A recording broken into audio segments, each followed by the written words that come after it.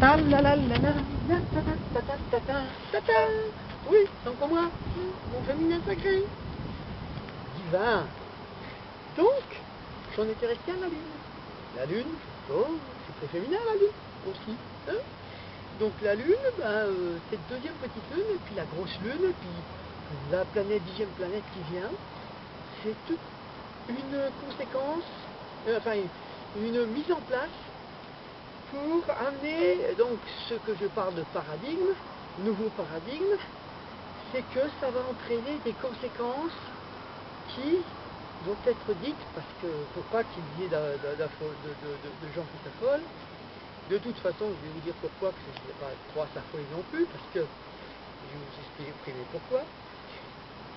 Mais ces planètes vont avoir des conséquences, c'est-à-dire que déjà, la première conséquence, cette comète qui a été envoyée, qui a frôlé la Terre, a fait comme un courant d'air qui permet à la Terre de tout doucement revenir sur son axe, sans faire de dégâts, parce que quand on a envoyé un supernova il y a 13 000 ans, et ben là, ça a été assez brutal. Hein, donc, il y a eu, mais c'était voulu parce qu'on voulait, en fait, comme les êtres humains demandaient à changer de paradigme, on leur a donné une bonne secousse, quoi, hein, qui les a divisés, quoi, divisés pour mieux régner, hein, et ils l'ont bien utilisé après. Donc, et ça a mis un autre jeu. C'est comme si, avec une boule, on avait jeté la boule dans les quilles et puis que voilà, ça a donné autre chose. Donc ça a fait ça. Et là, on le fait, mais tout doucement. Parce qu'aujourd'hui, on n'a pas besoin de faire dans le... Hein, ce qui est demandé aujourd'hui au niveau de l'humanité, l'ensemble de l'humanité, ce qui est demandé, ce qu'elle demande, c'est d'arriver dans une paix mondiale, dans quelque chose en douceur. Et donc d'arrêter ces guerres et tout ça, c'est ce qui est le plus demandé.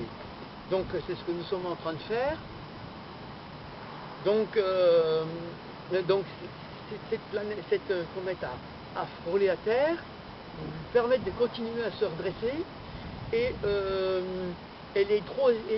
donc la Lune, plus la deuxième planète qui arrive, celle-là, c'est la grosse planète comme Jupiter va arriver et va assister la Lune, qui elle va tout doucement se rapprocher pour changer l'attraction terrestre. Changer donc ce qui va faire qu'on va d'une manière progressive voir des choses se modifier, c'est-à-dire qu'on va voir déjà la glace qui fond, ça c'est avec l'axe qui se redresse. La glace qui fond des pôles, ça n'a rien à voir avec la pollution engendrée par l'humain. C'est l'orgueil humain qui dit ça, mais c'est pas du tout ça, c'est des phénomènes cosmiques qui sont en œuvre. Et donc au niveau de la mer, il va y avoir une augmentation de volume de la mer, non pas de la fonte des glaces, parce que la fonte des glaces n'a pas une très grande conséquence au niveau des volumes. Par contre, là où ça va beaucoup changer, c'est le volume par rapport à l'attraction terrestre par rapport à la Lune. Et là, c'est un petit peu un phénomène comme une éponge. Hein. Plus il y a de pression atmosphérique, moins il y a d'attraction, et plus ça comprime. C'est-à-dire c'est comme si on avait une éponge qui était comprimée, et plus la planète la Lune va se rapprocher, plus elle se rapproche, plus ça fait gonfler l'éponge. C'est-à-dire plus ça va là, donc ça va faire ça avec l'eau. Hein. Donc les volumes des eaux vont augmenter en conséquence. Plus donc on ne va pas non plus faire que les eaux recouvrent toutes les terres, mais on va faire que les eaux recouvrent une bonne partie, hein, et effacent une bonne partie de ce que l'humanité jusque maintenant, dans le matériel, a mis en place, voir les causes et tout ça. Donc tout ça va être détruit. Les cités vont être aussi détruites, donc l'important pour l'humanité, c'est de ressortir des cités. Pourquoi? Parce que les cités sont devenues des cités, on dit bien aujourd'hui, des cités dortoirs. C'est-à-dire, cité dortoir, ça veut dire, voilà, c'est un tombeau. Hein, c'est-à-dire que je viens juste là pour dormir, pour me reposer, comme quand j'ai fini ma vie, je vais me reposer dans le tombeau. Donc c'est fini. Hein, c'est fini, ça va être, vous allez devoir bouger, ne plus rester sur place, la sédentarité va s'arrêter, donc, parce qu'il va y avoir les exodes et tout, hein, ça va entraîner des exodes, hein, des gros exodes, la montée des eaux, qui vont obliger les peuples, vous voyez bien, par exemple, un tremblement de terre du côté de... Un tremblement de terre, par exemple, comme il s'est passé en Haïti, qui sont des choses, qui sont des signes pour prévenir l'humanité, hein, des conséquences. Hein. Ça, c'est des signes, c'est pour essayer de prévenir, à ce que l'humanité comprenne qu'il y a des phénomènes qui le dépassent et par contre qui peuvent faire de gros dégâts. Donc là, ce qui s'est passé, c'est donc qui a fait quand même beaucoup de morts et beaucoup de sans-abri. Donc ces sans-abri, ils doivent retrouver une façon de vivre. Cette façon de vivre, c'est de vivre sans abri, c'est-à-dire avec des abris légers, comme moi j'ai, des charrettes et des tentes. Hein. Donc, et de vivre, de réapprendre à vivre en osmose avec la nature, avec des choses légères, en étant léger. Ça, c'est ce qui va devoir se passer. Donc les yourtes, les tentes, les tipis, tout ça, ça va être l'humanité a réussi à suivre l'évolution de notre planète depuis que l'humain est là, parce qu'il a la capacité de se remettre en question et qu'il a cette capacité de voyager et d'être léger. C'est-à-dire, et puis de fabriquer ce genre de choses, ces tipis, tout ça. Et c'est ça qui l'a permis de transcender tous les changements de paradigme de la planète. Donc il a cette capacité d'évoluer. C'est pas du tout la technologie qui va l'aider, parce que la technologie, c'est le yang, ça, c'est le côté yang de la technologie, et ça, c'est pas tous ceux qui disent la technologie nous sauvera, c'est une aberration totale. Ça, c'est encore l'autiste. Hein, l'autiste qui s'enferme dans son vaisseau, hein, dans mon corps, et puis c'est mon corps qui me sauvera. Non. Si mon corps est immobile, qui dit que non, que je n'ai pas utilisé mon corps, que je ne sais pas utiliser mon vaisseau, que je ne sais pas utiliser mon véhicule, ça ne sert à rien. Donc il va y avoir des choses comme ça. Et c'est que, bon, c'est pareil, hein, au niveau du pouvoir, diviser pour mieux régner, a fait que, du géant que je suis, hein, moi, intègre, je suis un géant. Mais si je commence à vouloir dominer les peuples, dominer déjà, ne serait-ce que dominer 10 personnes, je domine 10 personnes, hein, qui vont être sous mes ordres, ça fait quoi? Ça fait que moi, le géant que je suis, de la taille que je suis, eh bien, divisé par 10, ben, je vais devenir un nain. Hein? On va être 10 nains. Mais maintenant, il y a qu'à imaginer que, comme Nicolas, qui est celui qui est au pouvoir et qui a 60 millions de Français. Donc on va diviser Nicolas, qui est déjà plus petit que moi, bah, c'est pas pour me moquer, mais c'est une réalité, donc, et qui, divisé par 60 millions, ben, là déjà ça devient une petite fourmi, hein, ou même peut-être pas une fourmi. Bon. Donc ça devient une fourmi, alors que moi je suis resté ce que je suis là. Donc en fait, Nicolas, c'est comme si, poum, je pouvais l'écraser. C'est pas mal attention, j'ai pas du tout. J'aime les fourmis, je les adore. Même quand je suis en brouette et tout, que je vais chercher de l'eau ou quoi avec ma brouette, que je vois un truc de fourmi, je fais attention pour pas les écraser. Donc Nicolas, et puis tous ceux qui sont dans les couloirs et qui sont des petites fourmis ou même des petites poussières, non, j'aime la poussière, j'aime Bon, même si le féminin, mon féminin voulait un terrain sans poussière, tout ça, mais aujourd'hui, le féminin que je suis, il accepte la poussière. Il s'est rendu compte que ce qu'on fait la poussière, c'était quelque chose de naturel, donc elle accepte. Mon féminin qui est à côté de moi aujourd'hui accepte la poussière, et donc l'énergie féminine qui est en moi aussi. Et puis l'énergie, ça la gêne pas beaucoup, la poussière qu'on fait. C'était plutôt une gnognotage de féminin, ça. Donc, et maintenant, il n'y a plus qu'à imaginer donc que un humain, un homme, veuille dominer le monde. Dominer le monde veut dire 7 milliards, alors à moins qu'il fasse 2,50 m de haut, même s'il fait 3 mètres, hein, je sais pas, il existe peut-être, hein, où il y a 5 mètres. 5 mètres, divisé par 7 milliards. Le volume, tu vois. Hein, il faut un microscope, je sais pas, il faut un zoom pour le voir. Hein. C'est pour ça qu'on dit qu'au niveau mondial, le gouvernement mondial, il est invisible. C'est normal qu'il est invisible parce qu'il est à l'état de poussière. Il est immatière. Il est non-matière. Pour quelle raison? Parce que depuis que l'être humain a cru à un Dieu qu'il n'a jamais eu, qui n'existe pas. C'est donc une entité invisible, un concept qu'il a mis en place, qui est invisible, qui n'existe pas, donc, et qui est un pouvoir, hein, il a émis que Dieu est le pouvoir suprême sur nous, les humains. Donc, ce pouvoir invisible a fait que des hommes ont réfléchi et se sont aperçus de ça et ont dit, bon, c'est bon, nous dans l'invisible, on va pouvoir gouverner les autres. Et donc, ça a créé ça, c'est donc donner le pouvoir à l'ombre. Hein. Et donc, ça marche.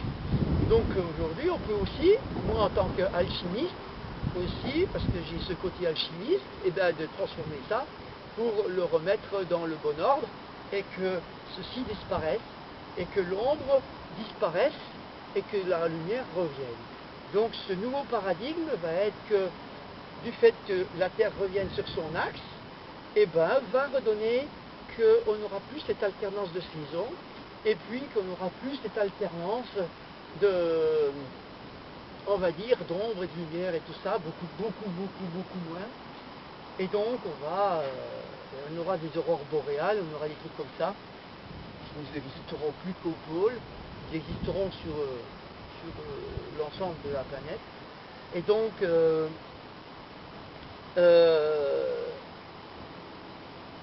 qu'est-ce que je veux dire d'autre? Bon, voilà, et puis cette poussière, on n'a pas envie de la balayer, on a envie. Alors moi, je suis dans une proposition gagnant-gagnant parce que toutes ces personnes qui sont dans le pouvoir, qui ont très peur aujourd'hui, parce que ils se rendent compte qu'ils sont poussière. Donc c'est pour ça d'ailleurs qu'ils ont soulevé des armées. Plus ils étaient dans la puissance, soi-disant la puissance, plus ils devenaient impuissants. Donc, plus ils prenaient de la force militaire ou une force de contrainte, moins ils avaient de force d'être. Donc, plus ils devenaient impuissants au niveau de leur être, et plus ils devenaient puissants au niveau de la matière. Au niveau de la matière, là. D'accord? Mais, ce qui fait que aujourd'hui, moi, je suis un puissant dans tout ce qui est cosmique et tout ça, de créer d'autres phénomènes, d'autres paradigmes et tout ça. C'est pas que je suis puissant moi, c'est que moi, je suis au service du cosmos, au service donc de tous les univers et tout. Je suis là en tant que, on va dire, catalyseur, synthétiseur d'informations et tout, pour pouvoir le transmettre à l'humanité. Donc moi, je n'ai pas une action, on va dire, de vouloir ou de pas vouloir ou quoi, je suis plutôt dans le fait de suivre. Je suis non pas dans la soumission, parce que je accepte le rôle que je joue aujourd'hui, je l'accepte, j'en suis responsable parce que je l'ai accepté. Donc ce n'est pas une soumission, mais ça pourrait vouloir dire que je suis aux ordres cosmiques. Donc je suis aux ordres cosmiques, je n'ai juste qu'à faire mon travail là. D'accord ? Et voilà, et donc et ça me donne une puissance, parce que je suis dans je suis dans la vulnérabilité. Le fait, j'accepte que ces énergies cosmiques me dirigent et me guident. Ça veut dire que donc ça me donne une grande puissance, hein, voilà ce qu'elle est. Et donc, par contre, au niveau des pouvoirs, ils n'ont pas cette grande puissance puisqu'ils sont devenus poussière. Donc, moi, ce que je propose, c'est un contrat gagnant-gagnant. C'est pas un contrat, il n'y a rien à signer, hein. Mais c'est un contrat, on va dire, de parole, qui est que on soit tous gagnants-gagnants, qu'on devienne tous des géants. On devienne tous des géants, pour ça, nous devons reconnaître être dans une fraternité. Donc la fraternité, c'est quoi? C'est qu'aujourd'hui, j'ai beau être, moi, je suis quoi? Qu'est-ce que je suis? Je suis aujourd'hui un nomade. Donc je suis un nomade, tout petit, humble, qui est libre. Libre, pourquoi? Parce que je ne paye aucun impôt, parce que je ne me sens pas l'obligation de voter pour qui que ce soit, parce que si je devais voter, ben, je voterais pour moi. Et pour moi tout seul. Non pas pour contrôler les autres, mais pour me diriger moi. D'accord? Donc je suis mon propre chef, mon propre arbitre, mon propre... Voilà. Donc je n'ai pas besoin de voter pour Pierre-Paul Jacques, ou pour Nicolas, ou quoi, puisque je suis mon propre pouvoir. Et que donc je garde mon énergie pour moi, afin d'être ce que je suis, et de donner le meilleur que je peux, et le meilleur de moi-même, à toute l'humanité. Et non pas seulement à quelques-uns. Hein.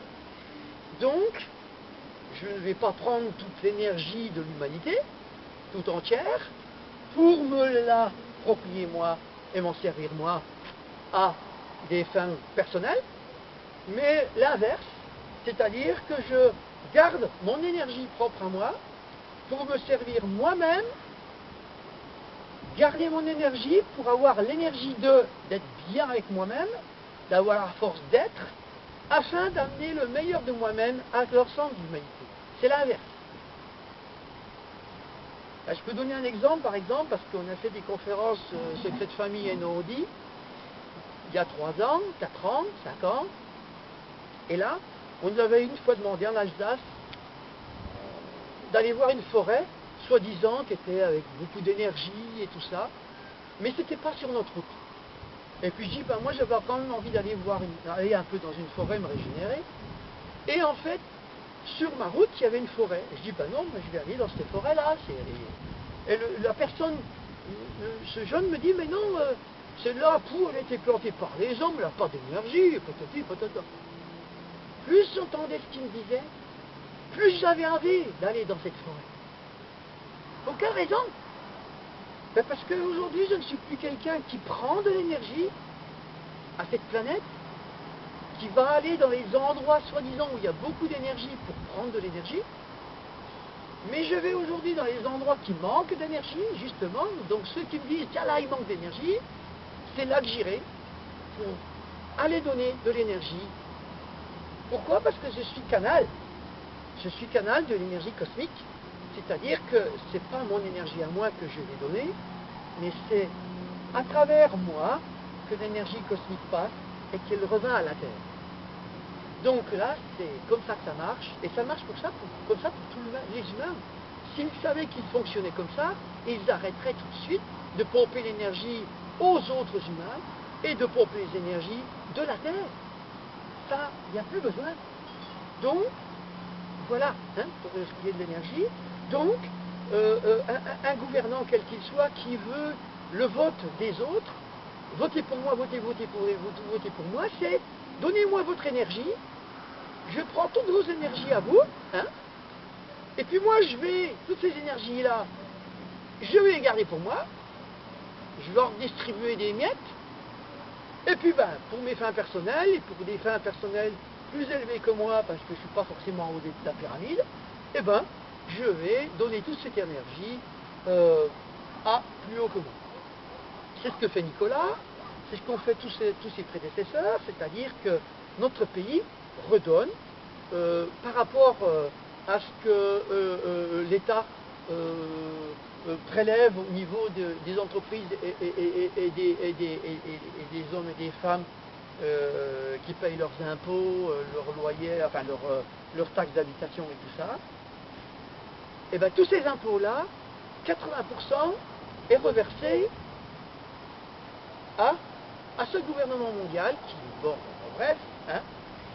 Donc, et bien sûr, les individus qui sont imposables, que ce soit les entreprises, les gens, les personnes et tout ça, vont, s'ils le calculent bien, avec toutes les taxes, les impôts et puis la TVA, ils vont s'apercevoir que de leur pouvoir d'achat, ils donnent à peu près 80% aussi à l'État.